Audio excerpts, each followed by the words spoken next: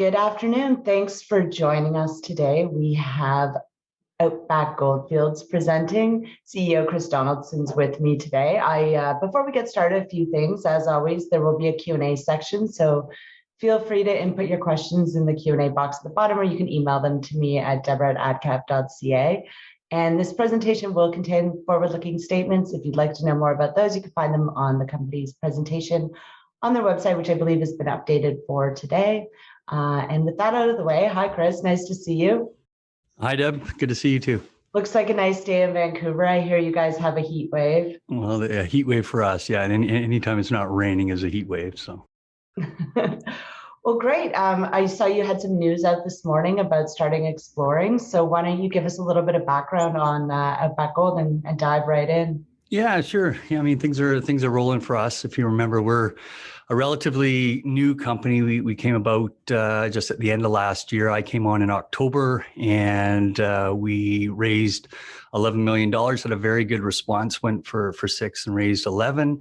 And then rebranded. We were a SCARB exploration beforehand, so rebranded as Outback Goldfields and acquired 4 tier 1 discovery or exploration properties in and around the Fosterville area of Victoria in Australia. So we're now working on 3 out of the 4 properties and have exploration programs planned on that. We announced one of the exploration plans for one of them this morning. So I'll do a little update on the various properties that we have and the programs that we've got, and then we can talk a little bit about what we have planned for up ahead. So just as a bit of a reminder, we trade on the Canadian Stock Exchange and hope to uplist to the Toronto Stock Exchange by the end of the year under the symbol OZ. We're also on the OTCQB under OZ or OZBKF. I will be making some forward-looking statements, so if you are going to make an investment, please read this beforehand. So as mentioned, yeah, we've got 4 properties that we really didn't think we were going to be able to acquire because the region, the Victorian Goldfields, is certainly a hot region right now. We were able to acquire them from a publicly listed company out of Australia called Petrotherm. The backers of Petrotherm had a relationship with our chairman, Craig Perry, wanted him to work these properties on a Canadian or a North American listed vehicle and set up a team. So he set up Outback Goldfields and brought me in to run the properties. Why that's important is that these properties were actually acquired 5 or 6 years ago, right after Fosterville made a big discovery. So we have a bit of while they're new properties for us, we have a bit of a first mover advantage in the region. So the region itself is historic. I mean, it's produced over 80 million ounces of gold historically. The geologists there believe there's another 80 million yet to be discovered. And that's what we're looking for. And of course, it's centered around Kirkland Lake's Fosterville mine. Fosterville is considered the highest grade, highest margin mine in the world. We've got a really good team for a company at this stage led by Craig Perry, who's our chairman. And I'll go through the board in a little bit. So it's an experienced management team with various stages of the mining cycle in terms of exploration, development, and actually operating companies. And we're lucky that we're following a path of previous success, both from what we have internally in our experiences, but also there's been some companies in the area that have had some pretty good success. So we're borrowing from their templates as well. And the entry point, I think, is pretty good. We're about 60 cents right now. That's what the price of the financing was at. So you're getting in where most of our shareholders are as well. And importantly, we're going to have some steady stream of news for the balance of the year. We're just getting going and plan a full exploration program for the next 12 months. So a little bit about the team. Craig Perry, many of you may know. He's chairman or on the board of many companies, Vizsla Resources, Skeena Resources. He was a founder of ISO Energy, NextGen. He's had tremendous success, especially recently, and he's originally a geologist. And as mentioned, he's the one who had the relationship to acquire these properties. Oda Halley, our CFO and also a director, is formerly with excuse me, Yamana Gold and Endeavour Mining. Louis Archambault, many of you will know from when he was the head of corporate development for Gold Corp. He's now building a mine with Orezone in Africa. Happy to have Penny Jaski come onto our board. She's out of Australia. She was 15 years with community relations with Rio Tinto. So she's running our land access and all our community relations in Australia. And of course, we have Eric Zoncher, which many of you would know, a longtime analyst in North America. And actually, he worked in London for a number of years as well, most recently with Canaccord. He's also a geologist, and happy to have him on our board. One of the things I was a little concerned at, with starting this company was, the ability to travel with COVID. And thankfully, we were able to retain Peter Reed. Peter is the exploration manager for Petrotherm, whom we acquired the assets from. He had the foresight to acquire them 5 years ago and knows them intimately. So he's leading our charge down in Australia and helped build out a team. He's aided by a guy named Matt Hernan. Matt actually is very much local. In fact, he owns a farm on one of our tenements and had worked as the exploration manager for the Ballarat mine for the last 10 years. So we've got about 10 people in Australia and on our team. And they coordinate with Chris Leslie, who's with me up in Vancouver, who's got a unique history. He did his PhD actually in Tasmania, but has worked in the goldfields before, had to come back to Canada with his family because of COVID. So he's running our technical programs up here and in conjunction with Peter, who's down in Australia. So a little bit about our share structure. We've got about 60 million shares out, and our share price actually done pretty well recently. So this was at the beginning of the month. I think we traded as high as 62 today. We've had if you check our chart, we've had a really good run here over the last little bit, and actually some pretty decent volumes. We've got a little over 7 million left. So of the 11 million that we started with, our plan is to put about 6 million into the ground this year, 3 million in exploration in the first half and about 3 million in the second half. Australia, obviously tier 1 jurisdiction, long history of mining.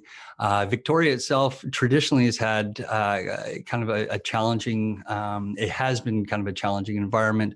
They made great strides with their traditional owners recently, basically in setting out their royalty structure.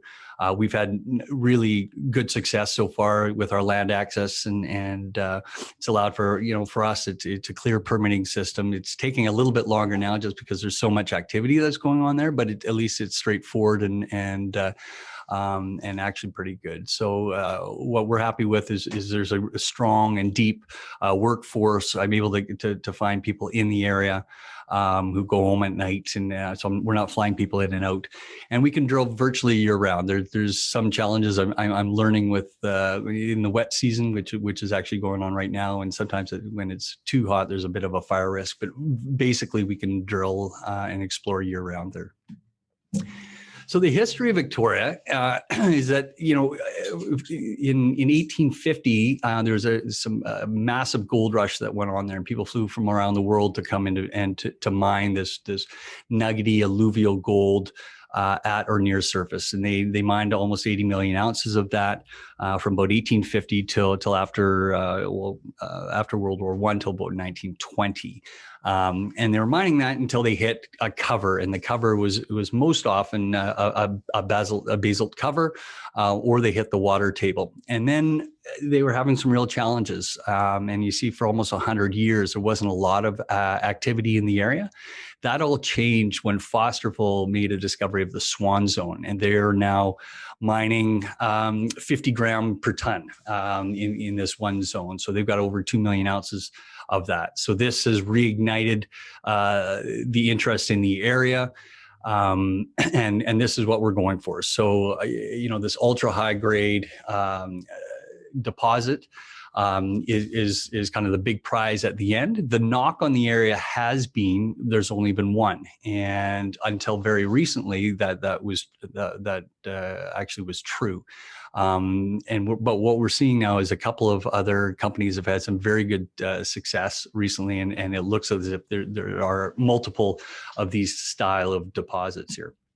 So if we look at our property holdings here, so we've got the 4 that are in orange. If we start at the bottom here, we've got GLENFINE. GLENFINE's our property that is most advanced. It's had the most historic drilling on it. And we've already done about 2,200 meters on that program.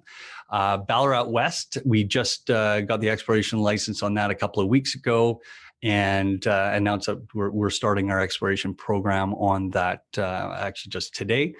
YEUNGROON is our northernmost property. Large land package and virtually unexplored at this point. And then Silver Spoon is the one that's maybe the flashiest in terms of its location. So it's right beside Kirkland Lake, which you see in blue. On one side, Newmont has got the pink on the other side of us. And we're sandwiched between the Fosterville mine and this Costerfield mine. And they're about 8 kilometers or 10 kilometers on either side of us. Costerfield is interesting because they just came out with a phenomenal result. They just hit, I think, almost almost a meter at 450 grams per ton. And then 6 meters at 23 grams per ton. So there's rumblings and a lot of excitement around that they've got another Fosterville style deposit on that property here.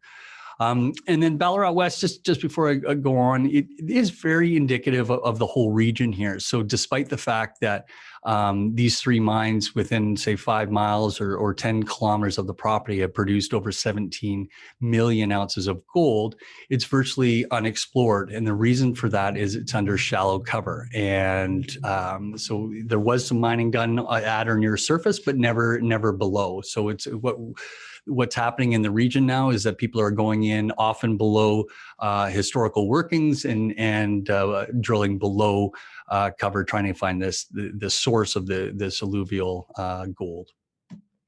So a little bit about the GLENFINE project. As mentioned, we are working on that right now. We've got 2 targets on it, GLENFINE South actually, and British Banner. The GLENFINE South target is actually, at and near the GLENFINE South mine, which produced over 40,000 ounces at 16 gram per ton. And you see some of the previous intercepts that we had on there. And the second is British Banner. So we have released some results so far. We've released the first 3 holes of the operation, and they were pretty good. We got 17 meters at about 2.5 grams. We got a meter over 10 grams and a meter at almost a little over 9 grams. And what we're doing is going between that GLENFINE reef, which is the GLENFINE South mine, and some other drilling that where we discovered what we're calling Reef 2. And we're the first 3 holes that we put out, we were testing the up and down dip on that and had some decent results on that. So the other 9 holes that we have, we're waiting to put out those assays. They should come within the month, and we'll be and those holes will be in between the GLENFINE Reef and Reef 2. And the idea on that is we're testing for the continuity between the 2 to see if basically we can extend that. If we can, then we'll start doing some step out drilling and move on that. So we're pleased with our initial results. We certainly know there's gold there. We just trying to find out how much. Our second property is YEUNGROON, and pretty interesting. You almost can divide this one into 2. So on the left half here, we've already done a mag survey. And we're basically looking for the geophysics on that, and also done a LiDAR survey, which gives us an idea of the historical workings in the region. And so, and we are now preparing for what they call some RAB drilling. RAB drilling is relatively shallow drilling, say 10 to 15 meters. We're going to do 300 holes in a grid pattern in and around this Golden Jacket mine. That's the one that produced 1,400 ounces at 250 grams per ton. What we're looking for for in the RAB drilling is some of the tracers and signs that there may be some gold present. In this case, it's for some arsenic anomalies on that. So we have a grid pattern of about 300 holes that we will be drilling.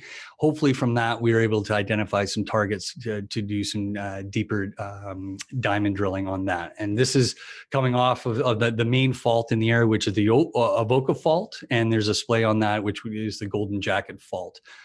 So really the center of our exploration is going to be right in this area here.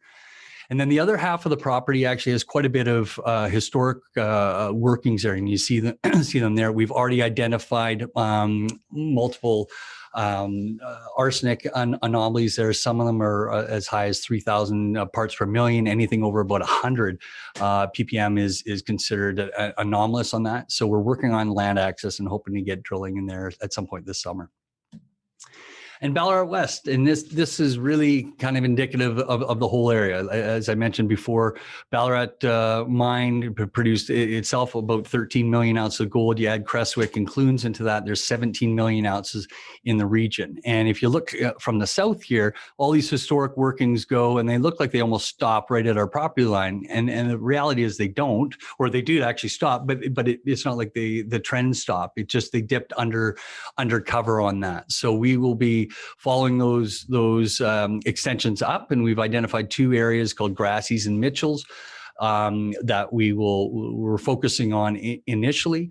We're doing grab samples and right now, and we'll be doing some further work to get some targets identified on that. And we just released a press release this morning, kind of outlining exactly what we're doing. So this for us represents probably our best opportunity to get a multi-million ounce deposit. There's several, or a couple, within say 5 kilometers of the property, and it's astounding to me that this has been so undiscovered and under explored over the years. And our last property is Silver Spoon. So we don't yet have the exploration license on this. But it's situated, in absolute the prime area code, so to speak here. So I mean, we've got this light yellow area is Fosterville or Kirkland Lake, and this red area actually is an area that's up for auction by the Victoria government. The rumor is there's 4 blocks that are part of it that is going to be about a $50 million earn-in that goes in there. That's likely a mid-tier or a major that comes in. I'd be very surprised if Kirkland Lake itself doesn't try to expand their position. We've got Newmont on the other side of us.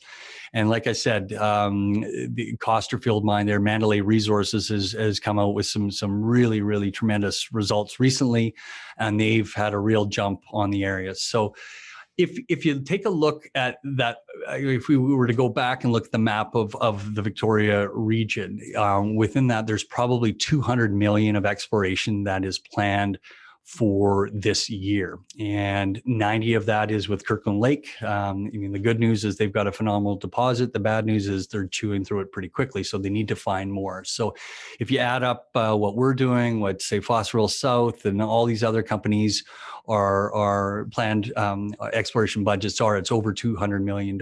So the benefit to the area is that, obviously I hope that we're the ones who make the next big discovery, but the reality is if anybody makes a discovery, all boats seem to rise, or all tides seem to rise.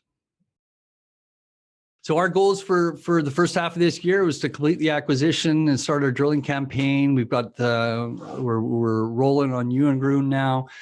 We got our Ballarat West license, and actually have just announced the start of our exploration on that. Our GLENFINE program is halfway complete. We've just got only 3 holes so far. So we, once we start rolling here, we'll have a steady stream of results for the balance of the year. Drills on the second target should start in a couple of weeks. We've got the RAB drilling that's going on up at YEUNGROON again, should start in a couple of weeks as well. So we'll wait until we get all of our results from the GLENFINE project, wait till we get the target identification and the RAB programs done at YEUNGROON, take a step back and really rank and prioritize what we have, and then launch our phase 2 campaign for the balance of the year. So lots of activity that's going on, and we're just at the verge of that, and have really released very few results of what's to come. I just put this slide together here, and it gives you kind of an idea of what's happening in the area. And when I say the attention's come back, I mean, it really has. So it started about a year and a bit ago with Fosterville South. They went from their IPO to over a 300 million market cap. This is about a year ago. A few things had to line up for that. Certainly, they had some decent results. The market was going really strong. Gold hit $2,000 at the time. They had some reasonable results, but you can see some of the leverage that can occur when those things line up. Mandalay, since they put out those results about a month and a bit ago, they've almost doubled in the area. I think they're about 350 million market cap now. And the one that's probably most comparable for us is E79, and they started about the same time we did, kind of floating around. Had real challenging. The market fell out as it did with ours, and they got down to about 24 cents. We were about 31 cents. And then just last week, when they put out those results, they popped to, I think they're even a little higher than that today. So they went up about 250%. It's an example of what can happen when you start getting results in this area. And certainly people, and you got to remember, in the last couple of weeks, the gold market has not been really that kind, yet these guys have done exceptionally well here, as have we. So we have moved from about 31 cents, and we've almost doubled. I would say a lot of that started with Mandalay. The attention came back in the area, and then certainly we're getting some benefit from E79 having their discovery as well. So it's early stage, it's exploration. If you're into that, it's higher risk. But I think we've kind of in the best position to kind of mitigate some of those risks. We're in an area that has produced over 80 million ounces of gold. The geologists, the Victorian Survey, are predicting there's another 80 million undercover that have yet to be discovered. There's a new lens and modern techniques that are looking at the area. So despite, it's not like it's been mined out, there's a whole level, we believe, underneath that is yet to be tested. The mantra that Craig Perry uses, what is the size of the size of the prize? What is the cost of the test? And what is the chance of success? And the size of the prize is as good as it gets. It's the highest grade, highest margin mine in the world. The cost of the test is reasonable. It's a tier 1 jurisdiction with infrastructure in place and workers available.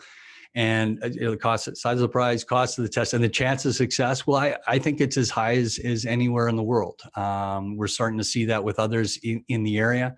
And obviously, the gold is there. There has to be a fluid source for that alluvial gold.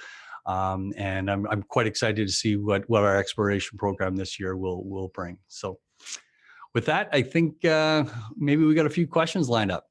Sure do. Let's start with my question, though, which is on a previous webinar that we did, you did discuss how you picked up these assets. And I think it's really relevant in terms of how you sourced them and why you think that they're some of the best assets in the region. So maybe you could cover that again for us. Yeah, I mean, I won't say we got lucky. The fact that Craig had the relationship with Petrotherm to be able to get these assets that were sitting in a company, with good geologists, but wasn't getting a lot of exposure. They, didn't have the ability Craig had to raise money and really advance these properly. So their backers approached Craig and wanted this in a Canadian or North American vehicle here. So you would not be able to acquire these assets today at anywhere near the price that we had put into it.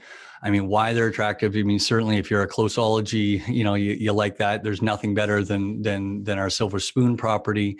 Craig is most excited, I think, about the Ballarat West, and I've mentioned that a couple of times now, just with all the exploration around in the area. The fact that it's so underexplored, and we think this represents the best chance, anywhere of getting a multi-million ounce deposit. And I haven't heard any pushback on that.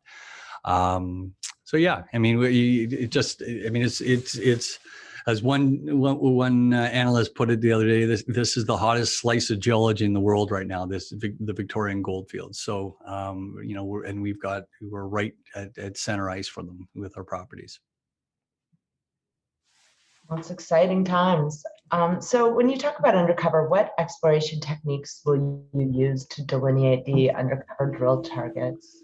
Yeah, I mean, you got to remember these were basically mined over, 1850 to 1920. So certainly there's been a lot of advancements since then. I'm not a geologist, so I'm not going to go too technical on that. But the things that you can do are like that RAB survey or RAB drilling that you can do to identify some arsenic anomalies to really identify where to plot your drilling afterwards, right? There are things called passive seismic technology where you basically throw down some radio waves and see, it goes through the basalt and you're looking for quartz on that, and it'll give you a different reading, obviously. And so, it's those types of techniques that we're able to do now that they certainly didn't have below. And plus it was very difficult to drill down below cover at that time. So yeah, I mean, it's untested in an area where there's known gold. It makes sense. And I have an audience question from our friend Tom Calandra. Hi, Tom. Nice to see you. Hey, Tom. So he is asking, the Australian Scarb, as I understand it, they received shares of the consolidation. Yeah. Are likely the recent sellers that drove the share price down? Yeah. So that's a good question. I mean, so we did our financing in December. The hold came off of that in March. And we also, to acquire these properties, we issued 33 million shares, which came free trading in April. And unfortunately, that coincided with a market that was not going well. So if you actually look at our volumes are quite good, but we've had some selling. So, I can't pinpoint exactly who it is, but it's likely the Australian shareholders. It looks like we've gotten through most or much of that. We've had a pretty good lift here over the last little while, and we're at or above our financing price right now. But yeah, certainly, there was some liquidity that would have come from that, and it was inevitable.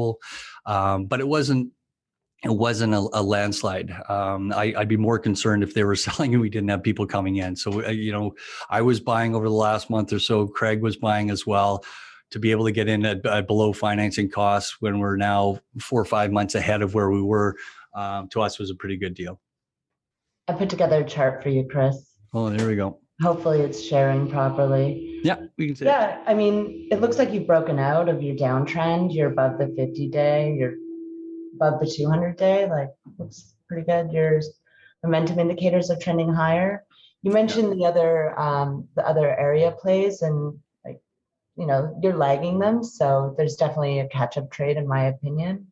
And then, anyway. That was my treat for you, Chris. Thank you. I don't know if you know, I was trained as a technical analyst. Oh, there you go. You were talking about some of the other players. Like when you talk about E79, and sure, they've had some great results, but their market cap's more than double the size of yours.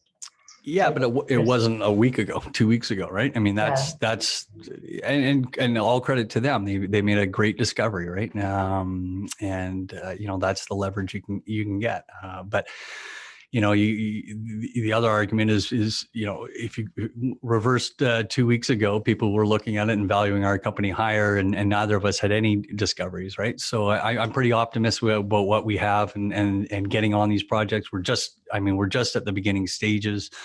We've only released 3 holes. We've got that $6 million roughly program planned for the year with all results or 95% of them ahead of us. So, I think we have as good a chance as anybody to also make a discovery.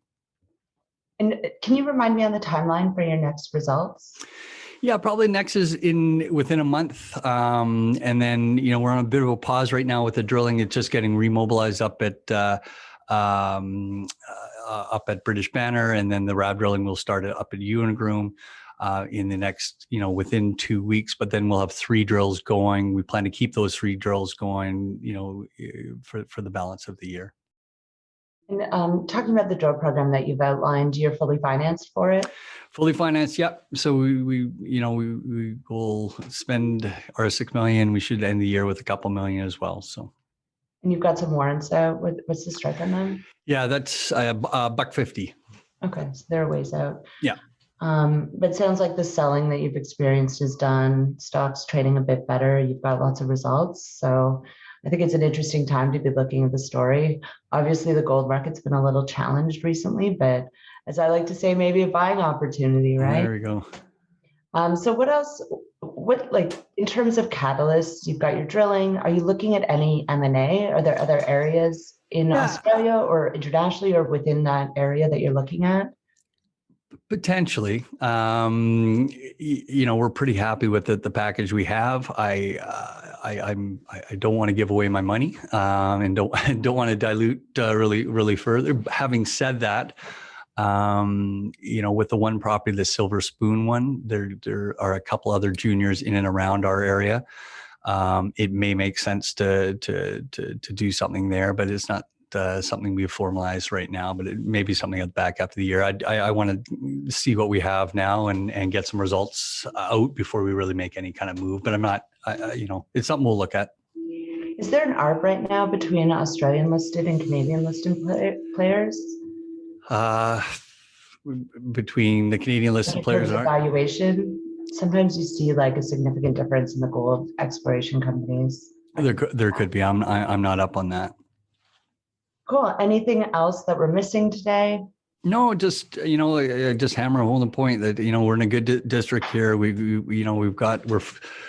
We've got a full plan ahead of us, and certainly you can see the what the benefit is to getting some results, and at the end of the day, that's really what matters. And if we get some, look what E79, they up 250%. And some of these other companies as well have done pretty well. So we're excited what's ahead.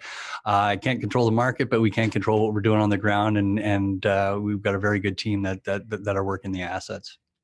Well, definitely exciting times. I like that you've got such a strong management team and board, strong backers, multiple projects, multiple targets in a great area. What am I missing? I think that's pretty good. Fully financed, a lovely CEO. Yeah, there you go. Okay, great. Well, with that, I guess we can leave it there. I don't see any other audience questions. Really appreciate the update. I think it's an interesting time for the company and the region. Hopefully you can get down to site at some point. I'd love to go on a site visit, just throwing it out there. It's been about 15 years since I've been to Australia. Yeah, love to I should visit Adelaide, right? Yeah, Don't I owe them that? For sure. Yeah, and if people want to follow us, I mean, we've got a pretty good presence on Twitter. Obviously, our website has, at outbackgoldfields.com has got some stuff, but we post almost daily on Twitter. So I'd recommend people do that or sign up to our mailing list as well. Yeah, I'd recommend they follow the company as well as yourself because you do post as well. Yeah. And feel free, if you got a question, email directly info@outbackgoldfields.com. That comes to me as well. Perfect. Well, thank you very much. Thanks everyone for participating. I hope you all have a great afternoon. Appreciate it. Thanks, guys.